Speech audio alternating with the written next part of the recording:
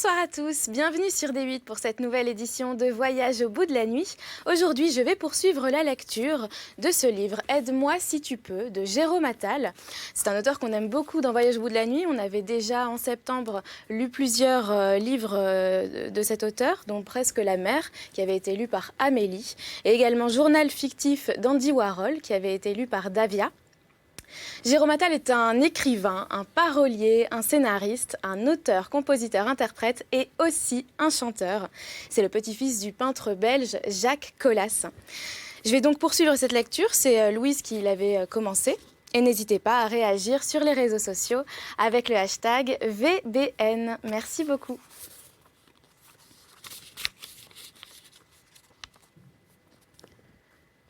Il manquait une corde à la guitare, la corde de Ré. C'était une Rickenbacker, une réédition de la 325 Jet Glow Noir, le modèle de 1964. Une pure merveille. J'ai exécuté une volte-face, sauté sur le tapis en évitant la flaque de sang chocolaté et regardé sous le canapé.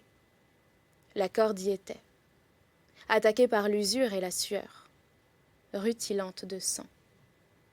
J'ai indiqué à Bernard l'emplacement.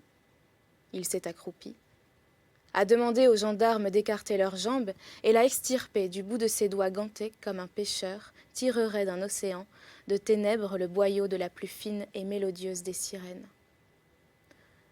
Exhibant sa prise, Bernard m'a gratifié d'un « bien joué, Cag », avant de chercher un contenant suffisamment volumineux pour l'emporter au labo. Pas même le temps de savourer la reconnaissance que me portent mes collègues que le colonel Bruce Mich m'appelait sur mon portable. La reconnaissance, chef, ça arrive toujours trop tard. Qu'est-ce que tu racontes, Cag? Ça y est? T'es arrivé sur les lieux? Ouais, ce n'est pas joli à voir. Une gorge tranchée jusqu'à l'os et un testicule en goguette. Si vous voulez un rapport complet. Je viens de trouver l'arme du crime. Une corde de guitare, strangulation. Ça sonne comme un hit. Le tueur était guitariste? C'est une piste. Il y a pas mal de guitaristes dont on dit qu'ils sont des tueurs. Garde tes blagues pour l'enquête de voisinage. Ton point fort, Cag. Le colonel me taquinait. Il venait de faire allusion à mon premier coup d'éclat dans le métier. Je n'étais encore que stagiaire à l'époque. Pendant que les inspecteurs se creusaient les méninges sur une scène de crime, j'avais tranquillement traversé la rue et sonné à la porte du voisin. Il m'avait paru très coopératif dès le départ. Un peu trop même. J'avais soutenu à la hiérarchie que ça ne pouvait être que lui le coupable. Et mon intuition avait fini par payer. En fait, je m'appuyais sur ma longue expérience de faits divers, relayée par les journaux télévisés. Mes parents, dans les années 80, ils ne pouvaient pas dîner sans la télé allumée sur le 20h. C'est vous dire si j'en ai ingurgité des trucs dégueulasses depuis le temps. Heureusement que la bouffe de ma mère était délicieuse. Ça rétablissait l'équilibre du monde, au moins au niveau de notre salon salle à manger. Là où je veux en venir, c'est que vous pouvez être certain que dans un journal télé, au soir ou au lendemain d'un homicide, le voisin ou le membre de la famille de la victime va se précipiter sur le micro.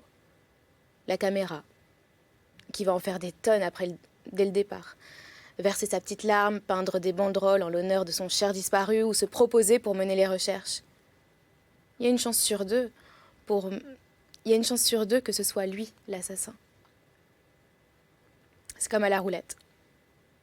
Tout sur le rouge. Et puis, ce que j'aime dans les enquêtes de voisinage, c'est qu'on voit l'intérieur des gens. Je veux dire, pas la disposition d'esprit, mais la disposition des meubles. Il y a toujours des conseils déco à récupérer.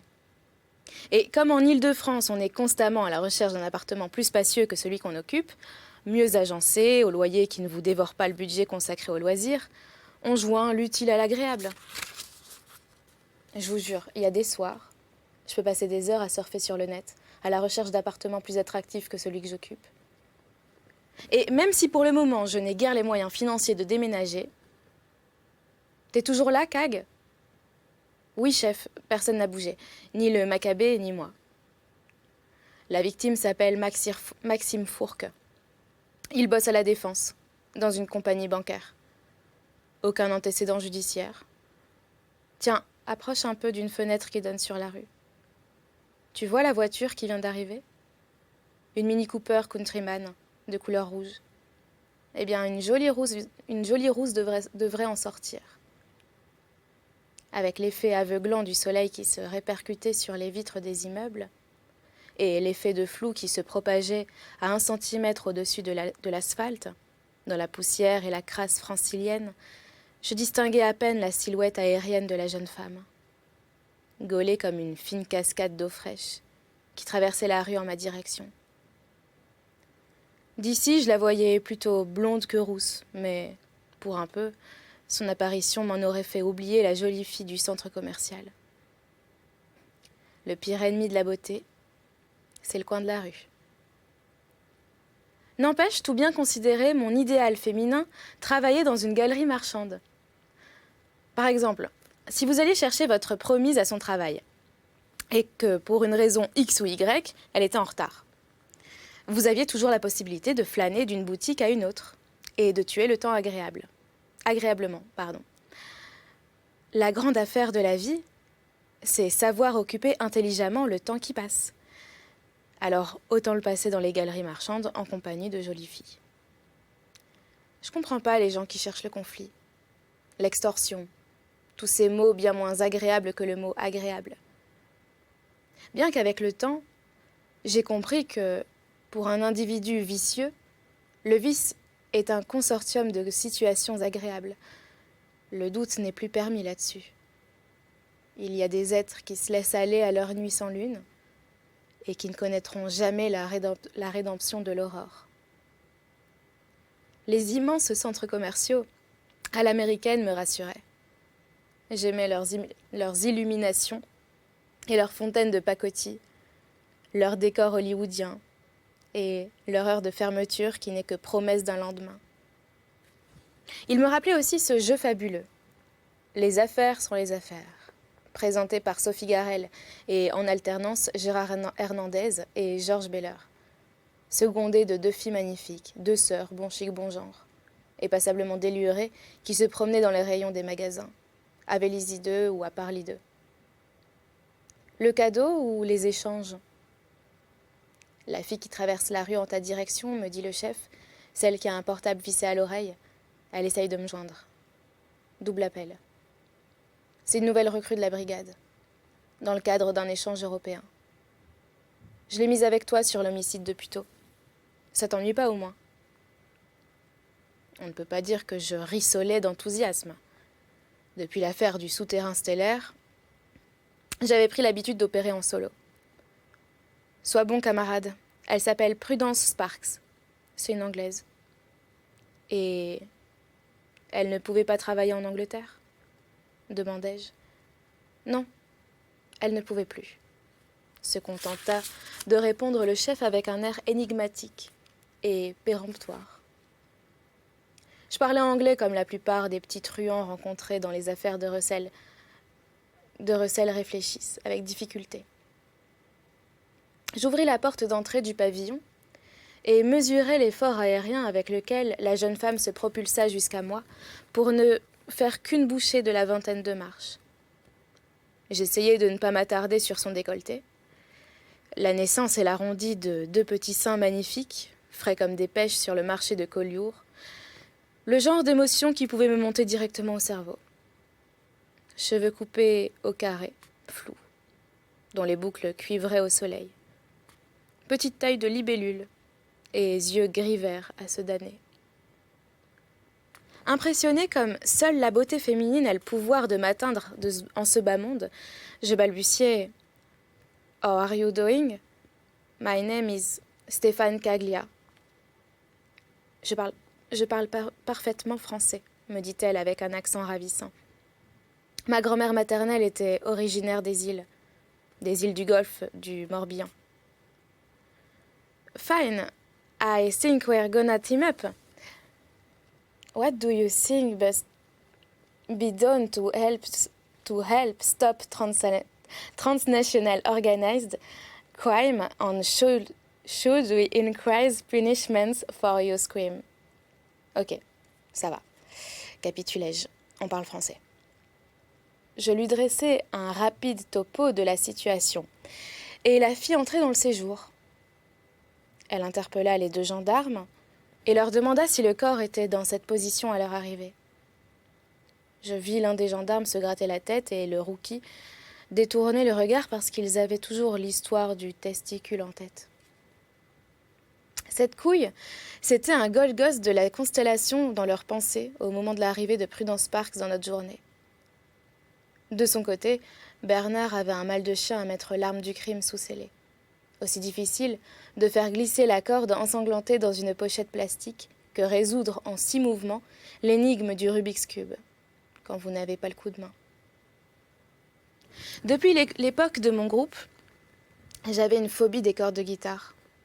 Une frousse bleue quand j'accordais mon Ibanez électrique, que l'une d'entre elles ne me saute au visage et ne me balafre à vie.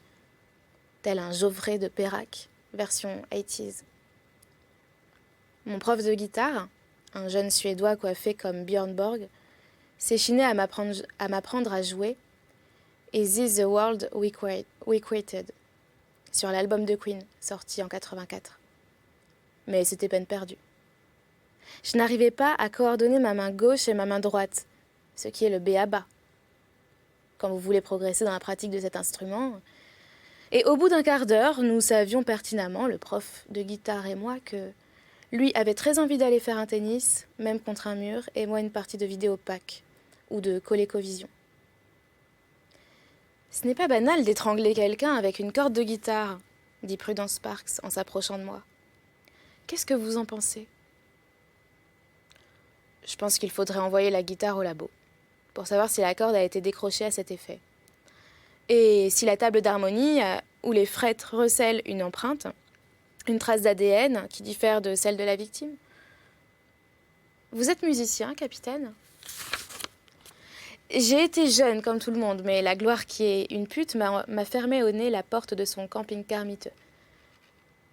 Prudence Parks me dévisageait comme un chat qui gratte à votre jambe et attend de vous quelque chose que vous n'êtes pas disposé à lui donner. Miss, ça vous dirait d'aller prendre un café ou un thé ? Vous n'y allez pas de main morte, répliqua Prudence. Sans que je discerne si elle savourait toute l'incongruité de cette expression dans les crues circonstances d'un homicide. Ne vous méprenez pas sur mes intentions. Je parlais d'une simple enquête de voisinage. Souvent, on a de bonnes surprises. Des petites vieilles qui restent toute la journée vissées à leurs carreaux. Elles voient tout, entendent tout. Enregistrent mieux qu'un magnétoscope Betamax. Vous saviez que les Betamax ont toujours eu une meilleure qualité que les VHS, en raison de leur durée d'enregistrement réduite ? À moins d'être attaquées par l'Alzheimer, les petites vieilles n'ont pas ce problème. Tenez, dans les affaires d'homicide. J'en ai rencontré de si minutieuses qu'elles étaient capables de me donner le nom et l'adresse des insectes qui avaient commencé à coloniser le cadavre. Grosse, laissa échapper ma nouvelle partenaire, en anglais spontané dans le texte. Des fois, pour prolonger le moment, elle nous offre un café ou un thé, avec une part de gâteau au citron en bonus. Vous savez, il y en a pour qui nous sommes la seule visite du trimestre. Si ça se trouve, on aura une bonne surprise. Ce sera une petite vieille du coin qui a fait le coup. Rien que pour ressentir le frisson de l'imprévu dans sa vie morne et répétitive, rythmée par les jeux télévisés et les nouvelles désastreuses du monde. C'est ça le bon français ? Croire toujours que c'est le voisin le coupable ? C'est du joli. Bah non. C'est pas ce que je voulais dire. Vous n'y êtes pas du tout. Prudence Parks hocha la tête à toute vitesse, atténuant sa réaction épidermique par un sourire qui me parut les plus tendres. Nous prîmes congé des gendarmes, et je demandai à Bernard de m'appeler séance tenante dès qu'il aurait des résultats pour la guitare, ainsi que les clichés des photos qu'il avait prises dans l'appartement. et j'entraînais ma partenaire en direction des immeubles d'en face, aux façades noircies par la circulation et le passage des jours dans la poussière stagnante de ce milieu d'après-midi. Je peux vous demander quelque chose, Prudence? Vous êtes de quelle année? 83. Formidable, m'écriai-je. L'année de la sortie mondiale du clip de Thriller, et donc de sa première diffusion en France. Benjamin Drey pédalait à toute allure, s'engageant à contresens dans une ruelle. Il faillit percuter de plein fouet un groupe de peintres en bâtiment qui sortait d'un kebab, et manqua de s'étaler de tout son long par un freinage trop brusque sur le capot d'un automobiliste qui venait de passer à l'orange. Par des raccourcis qu'il maîtrisait parfaitement, il atteignit les résidences les plus calmes, en bordure de forêt, derrière les grilles desquelles un chien aboyait de temps à autre. Et bientôt, il traversait la route des loges, à ce même passage piéton au terme duquel Tamara avait plié un genou à terre pour feindre de relasser sa chaussure. Ce mercredi midi, on comptait pas moins d'une vingtaine de voitures garées sur le premier parking de la piscine olympique. Sous la marquise en béton, c'était un va-et-vient constant de collégiens, avec leurs sacs de bain et leurs casse-croûtes. Le jeune homme se posta au centre du lieu-dit appelé l'Étoile des 9 routes, un terre-plein en forme d'étoile qui déversait en sentiers et chemins toutes les directions possibles, de la forêt à la ville, en passant par le château. C'était le point de ralliement des joggeurs, des randonneurs et des adeptes du VTT. Benjamin s'engagea dans l'un des 2 sentiers sur sa gauche, comme le lui avait indiqué Angélique Puech, en direction de la forêt profonde. Il avait en tête cette histoire de chansons et de cours de guitare que Tamara aurait pris Dieu sait où, le diable avec qui et l'anecdote floue se ramifiait dans son esprit, composant davantage de pistes qu'une étoile à 9 branches. C'était comme si, après toutes ces années à vivre à une haie de distance, tout un pan de la personnalité de Tamara lui demeurait inconnu. Il se sentait trahi, blessé au plus profond de son être. Il faut dire qu'en dehors de suivre sa page Facebook, qu'elle ne mettait quasiment pas à jour, sauf pour y poster 1 ou 2 découvertes musicales, il ne lui serait jamais venu à l'esprit de la pister sur Internet, de la googliser, comme on le fait ordinairement avec une nouvelle rencontre. Au bout d'une première longueur de sentier, le choix s'offrait entre obliquer sur la droite pour rejoindre la forêt ou poursuivre sur un chemin de sable et de gravier, bordé de broussailles. Il contempla la belle couleur printanière des chênes rouvres, des trembles et des frênes, et fonça en direction des hauts pins sylvestres, s'éloignant du parcours sportif. Le bois conservait une fraîcheur vivifiante en ce milieu de printemps, et Benjamin ne pouvait s'empêcher de frissonner malgré lui dès qu'il mettait le pied à terre pour fouiller du regard un buisson, espérant encore y trouver Tamara, recroquevillée sur elle-même, blessée à la cheville, incapable de bouger, à l'image d'un jeune faon que sa mère laisse pour un temps à l'abri d'un fourré. Sans réellement y croire, il essayait de toutes ses forces de s'attacher au scénario d'un accident, la batterie de téléphone à plat. Plutôt cette hypothèse que de ruminer la probabilité qu'elle ait pu faire une mauvaise rencontre, s'être fait suivre par un de ces salopards qui s'en prenait aux joggeuses ou un multirécidiviste qui se laissait aller, une fois de plus, à des pulsions criminelles. Mais pour être honnête, ces visions funestes et terribles égalaient à présent en horreur dans son esprit, depuis qu'il avait parlé à Angélique Puech, le scénario romantique d'une fugue avec un séduisant prof de guitare. Un type qui n'arrivait pas à terminer une série d'accords sans qu'il lui faille remettre en place une mèche tombante sur ses beaux yeux verts. Un type qui envoûtait Tamara en sa présence. Si bien que le soir, pour le séduire, elle postait sur YouTube les vidéos des chansons qu'elle avait apprises à son cours. Un type qui fermait le verrou intérieur de la pièce où il était censé lui apprendre la méthode du picking, et qui, au lieu de ça, se penchait sur elle pour l'embrasser comme si sa vie en dépendait. Voilà le genre d'image qui chauffait à blanc l'esprit de Benjamin Drey. Encore davantage qu'une rencontre avec un ignoble prédateur sexuel, spécimen que l'on trouvait pourtant fort répandu de nos jours dans les bois et forêts de l'Hexagone, à plus haute fréquence que l'ours brun ou l'écureuil roux. Parvenu à proximité de la clairière dont lui avait parlé la lycéenne, Benjamin parqua son vélo contre un arbre et eut une lueur d'espoir en attendant au loin, à l'autre extrémité, des rires jetés comme d'un cornet à dés qui se transformaient en silhouettes à mesure qu'il s'en rapprochait. Au premier abord, il distingua mal les deux formes mouvantes, brouillées, agitées, assises à califourchon sur une table de pique-nique en bois, et qui conversaient par saccades, leurs paroles ponctuées de rires sonores et tranchants. Il pressa le pas, en leur direction, faisant craquer sous ses chaussures un amas de feuilles et de branches. Les abords de la clairière étaient plutôt dégoûtants. Une dizaine de canettes de bière jonchaient les lieux. De l'unique poubelle visible débordait tout un tas de sacs en papier estampillés McDonald's. Benjamin souffla par le nez.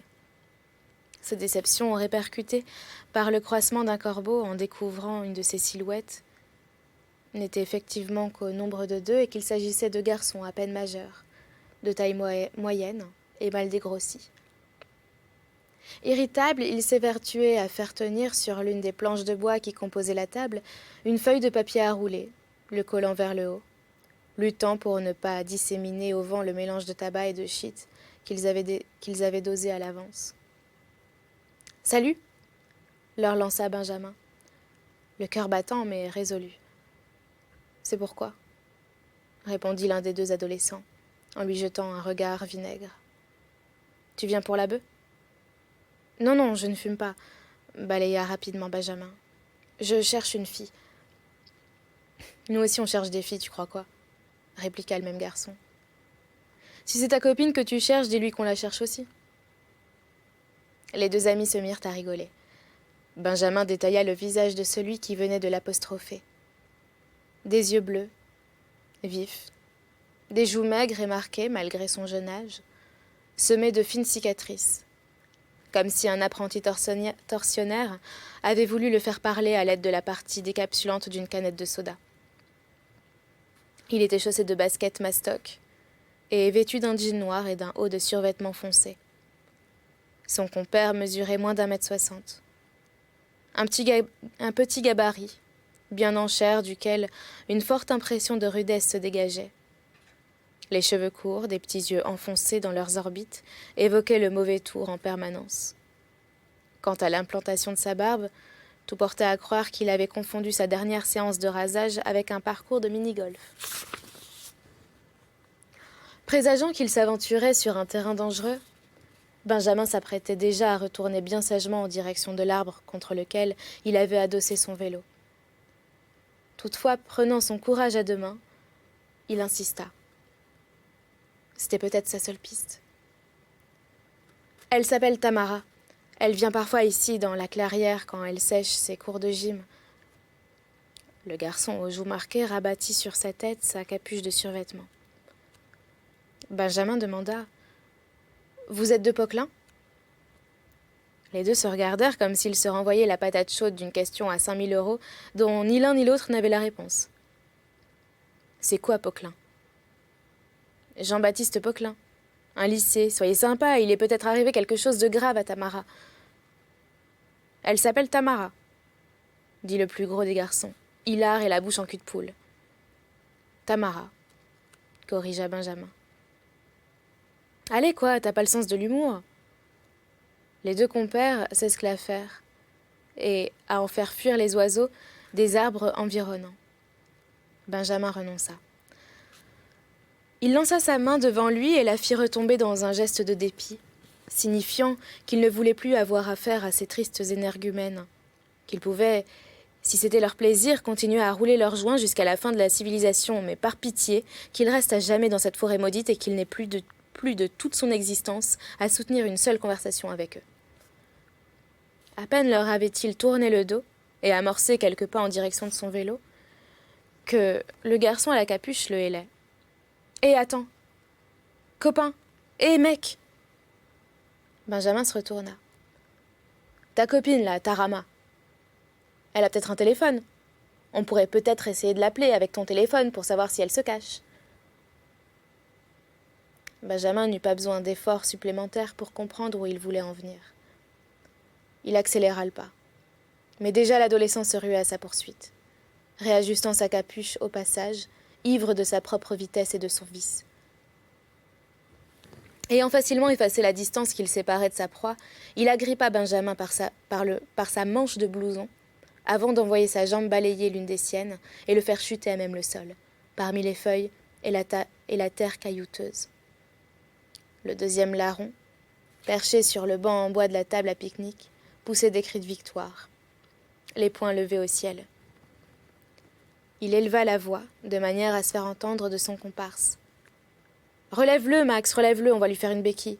C'est marrant, les béquilles. » L'adolescent à la capuche tourna une poignée de secondes autour de sa victime, savourant sa puissance. Puis il saisit Benjamin par la peau du coude, en le pinçant méchamment et le força, davantage qu'il ne l'aida, à se relever. C'est alors qu'une fois sur ses deux pieds, et contre toute attente, avec une force qui devait le surprendre lui-même, Benjamin se dégagea à la contrainte de 2 mouvements secs et propulsa son coude en plein dans le visage de son agresseur. L'adolescent fut totalement surpris. Sous l'impact, son menton heurta son épaule, tandis que le coude de Benjamin lui explosait violemment l'arête du nez. Il porta aussitôt les mains à son visage qui pissait le sang et se recroquevilla hurlant de douleur et de rage. « T'es cinglé, mec. T'aurais jamais dû faire ça, t'es complètement cinglé. »« Qu'est-ce qui se passe, Max? Qu'est-ce que t'as » interrogeait depuis sa position son complice ahuri. Avant que le type au nez brisé n'ait pu retrouver la pleine faculté de sa pulsion de violence, Benjamin se rua sur lui, genoux en avant tel un bélier aux cornes aiguisées par des heures de course en vélo. Et d'un coup puissant détruisit l'effort vain des bras ramenés sur le torse et en un geste désespéré de protection. Le coup de genou balaya les bras comme de vulgaires branchages et toucha sa cible, forçant l'adversaire à se plier de nouveau en 4, cette fois face contre terre. Benjamin Drey n'eut cependant pas le temps de contempler les dégâts infligés à son assaillant. Il entendit un sifflet strident, la perforation dans l'air de quelque chose de dur, un oiseau qui se désossait au-dessus de sa tête, ou plus sérieusement l'impact d'une pierre qui volait en sa direction et qu'il reçut en une fraction de seconde en plein derrière le crâne. Il s'effondra de tout son long, sans vraiment ressentir de douleur, comme quelqu'un de consentant, qui après avoir livré vaillamment bataille, se résignait à l'ordre des choses, au générique de fin. Un plongeon dans une eau ténébreuse, d'où l'on n'a, malgré tout, pas envie de remonter tout de suite. Chapitre 5. Toutes les personnes, et principalement d'une tranche comprise entre 7 et 17 ans, qui à l'époque avaient eu la permission de regarder la première diffusion française du clip de Thriller, la chanson de Michael Jackson, s'en souviennent encore aujourd'hui. Un souvenir intact, sans pointiller pour le découper et plus prégnant encore que le prénom d'une première idylle avec laquelle ils eussent pu danser un slow langoureux sur Words de F.R. David ou Eden is the Magic World de Pop Concerto Orchestra. Sous les projecteurs criards d'un camping à Royan, La Baule ou Palavas. À moins que le premier smack se conclue plongé jusqu'aux genoux dans les ténèbres bariolées d'une discothèque de province. Et c'est là-dessus que nous allons arrêter cette lecture pour aujourd'hui. J'espère que vous l'avez apprécié. N'hésitez pas à réagir sur les réseaux sociaux avec le hashtag VBN. Merci beaucoup, je vous souhaite une très bonne nuit ou une bonne journée et à bientôt.